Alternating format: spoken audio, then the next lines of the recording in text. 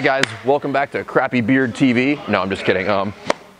One day you could have a beard like that. I will never have a mustache like that. I have this shitty Joe Dirt beard. I'm growing it through the open, so feel free to comment, but I will never have this gloriousness that is Brian's mustache. Yeah, that's legit. It's legit.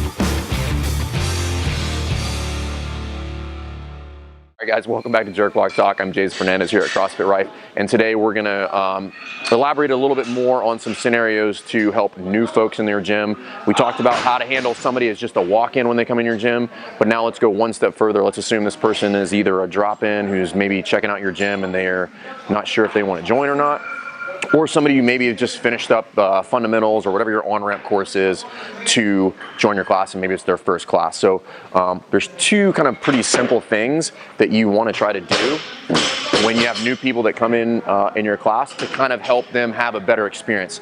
The first one is going to be super simple, which is just introduce them to the group.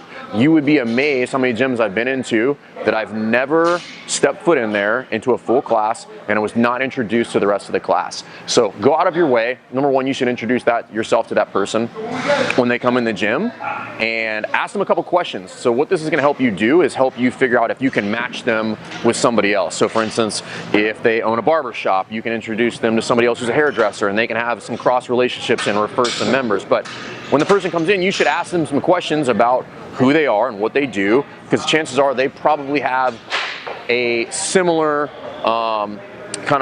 similar interest to other people in your gym that you can make a quick connection, like, hey, Bobby also likes baseball, you guys can hang out. So stuff like that. The second thing that we always do, which makes it very, very comfortable for the athlete and it takes a little bit of the burden off of you as a coach, is pair them with one of your more experienced athletes that you have in the gym, right? So there's nothing worse than you as a coach having to kind of hover and play kind of helicopter coach over these new athletes in your gym because they've finished the on-ramp course, but they're still not fully indoctrinated to CrossFit and kind of how you run your programs.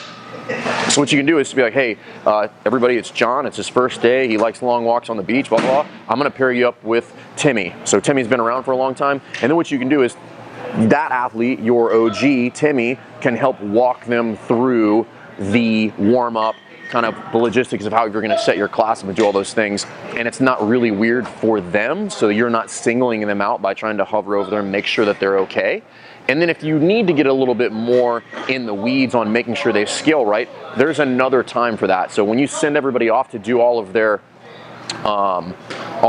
loading of the bars and all that stuff, that's fine. You can go over there and now you can scoop that person up and they've been able to just kind of do a little monkey see, monkey do as they go through the warm up and not feel weird about it, and they feel a little bit integrated into the community. But the other thing is sometimes you kind of have to force that interaction, and there's nothing wrong with that. So when you pair them up with an OG who's very, very comfortable, if you've got that kind of person who's kind of like your maven in your gym, who's very, very talkative, very outgoing, pair them with that person so they can kind of spark some conversation, figure out something about that person as you're going through the warm-up. So first things first, introduce them to the group.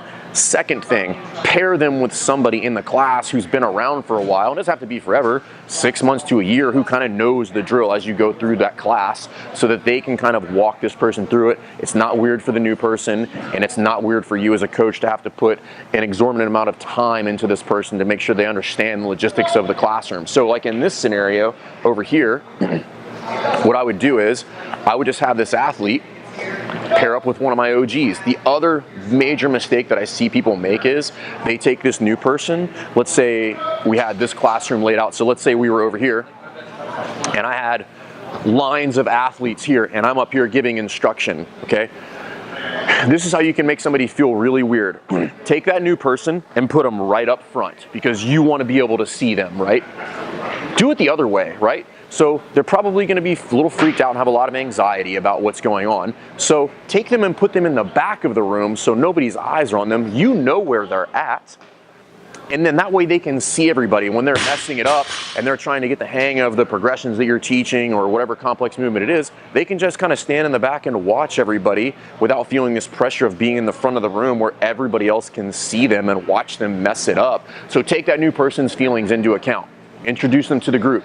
Pair them with an OG. Put them somewhere where you can see them, but they're not necessarily in bird's eye view of the rest of the class. So you can take a lot of that stress off of them when they come into your community. That way, they can have a really, really good experience and feel very comfortable about being in there for the first time, because it is very, very intimidating. They're going to have a lot of anxiety. So try those 3 things out. I really hope that helps. If you're like us, we've had a huge influx of new folks come in at the beginning of the year, and these are things that we put in place over the course of years of making that mistake so that we can make sure that those people have a really good experience and they can get integrated into the community as fast as possible. So anyway, I hope you guys like this. I hope it helps. I really think it's gonna help if you have a lot of new people coming in the gym. And if you like this stuff, please subscribe to the YouTube channel, and we'll see you next time. Thanks.